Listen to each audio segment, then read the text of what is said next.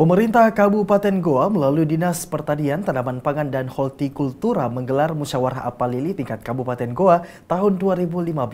Acara ini berlangsung di Danau Mawang, Kecamatan Botobaradu, Kabupaten Goa, Jumat pagi tadi.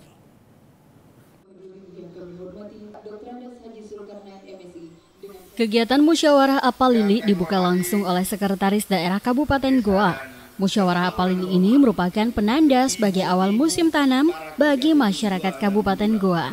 Mengambil tema, dengan semangat kebersamaan kita tingkatkan produksi dan produktivitas menuju swasembada pangan nasional.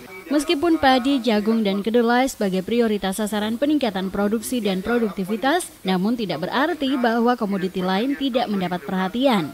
Diharapkan komoditi seperti hortikultura dan palawija juga menjadi penyeimbang dan pendukung menuju ketersediaan pangan tahun 2016.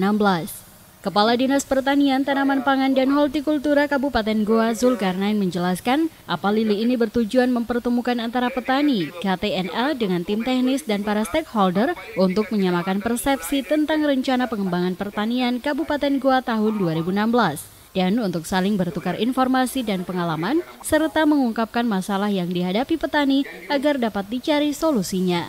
Untuk menyampaikan laporan ini secara lengkap. Dasar pelaksanaannya adalah keputusan Bapak Bupati Goa nomor 51/1 tahun 2015 tanggal 2.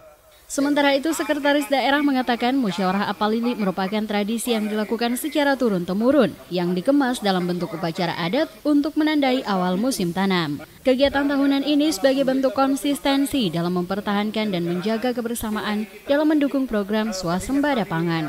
Jadi kita tingkatkan kebersamaan dalam rangka mewujudkan yang namanya swasembada pangan di Kabupaten Goa. Nah ini, jadi cerita tentang swasembada pangan itu cuma sasaran antara itu Bapak nih.